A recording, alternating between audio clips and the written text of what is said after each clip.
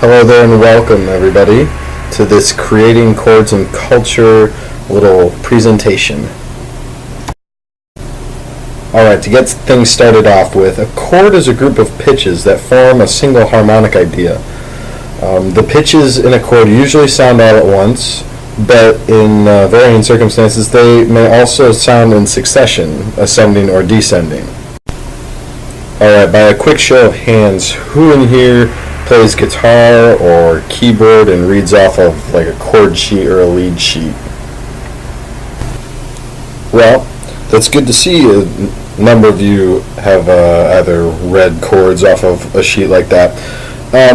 The interesting thing about this is that on these chord sheets, it doesn't give you the notes that you need to play. It just gives you the root of the chord, and I'm going to explain that right now. When talking about root chords, when they only have one letter, we need to go to the piano, and it gives us the single notes that we can find on these lead sheets.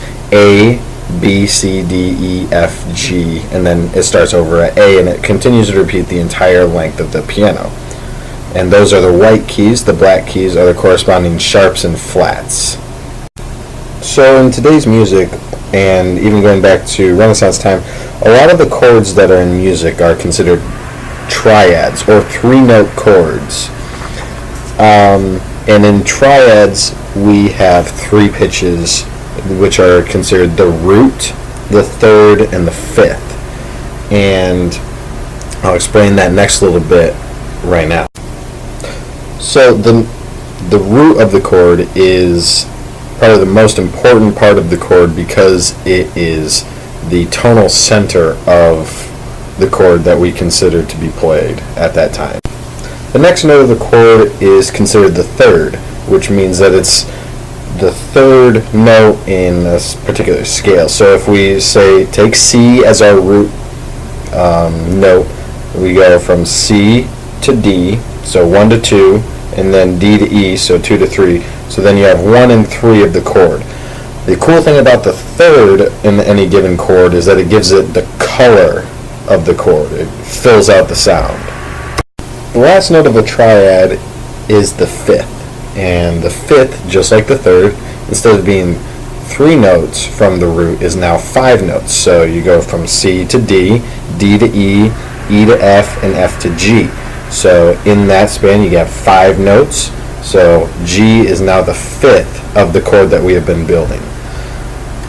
So now what you can do with this information is you can take any note that I've given you in that past little section from A to A and build triads off of it, and you can make the chords for just about any song that you want. So write down these notes, okay? Write down these notes that are on the screen right now. So A sharp, B, C, and so on. Write them all down in the style that I've put them there. We're going to have a little bit of fun, okay? And what I'd like you to do is I'd like you to build a chord off of the letter D. Build a triad. So root, third, and fifth. What letters do you come up with that are in that chord? There should be 3 of them. Alright, I'll give you just a little bit more time to find the notes. Remember, that's the root, the third, and the fifth. We're trying to build a triad off of the letter D. I'll give you 3 more seconds. Alright, so you should look at your paper and you should see the letters D, F, and A. If you have those, congratulations. We're going to do just one more, and then we're going to move on to just some more fun stuff about chords and triads. This time, build a triad off of the letter A.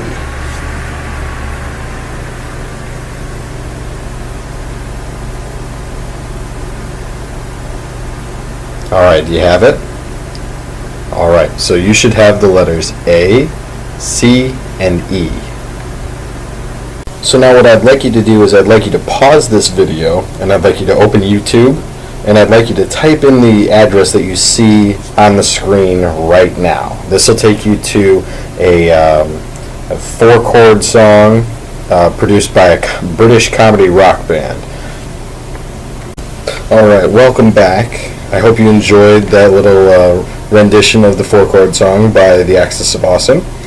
I really enjoyed it. I found that song about maybe 3 years ago, and I think it sums up what we've been talking about. So in our culture, I think that chords really have a big influence on the way that we use music. And when artists start using chords outside of the chords that you just heard, I think it makes songs a little bit more popular because they're less predictable, and people sometimes enjoy that a little bit more. The last thing I want to leave you with is that these chords are built on math, like math knowledge, just counting. So 1, 3, and 5, or you change the chord up and you use maybe 1, 2, and 4. And you can build chords off of any of the numbers. You can make a smush chord. It's not a very technical term, but using 1, 2, 3, 4, 5, and it creates a different sound, a different color. Chords can be built off of anything. I've just taught you the basics of a triad, where it just has 3 notes to a chord. But some chords have 4 notes, some chords have 6 notes, some chords use 7 or 8. So it really depends on what type of music you're listening to, or what the composer wanted in that particular section of music will determine the basis of what chord he or she is going to put in the music. So I hope you've really enjoyed this. Post questions to the little forum that you have about chords, and in this next little bit I just want to have a good little dialogue about what you think about chords, and work on maybe coming up with chords on every note, and possibly including other notes that you wouldn't use in a triad. Maybe come up with some different ones. So before I close this out, here are the resources that I used. It's one of my music textbooks and just a video online. It's a theory and analysis book, so if you want to look at it, come find me and I'll show you what it is.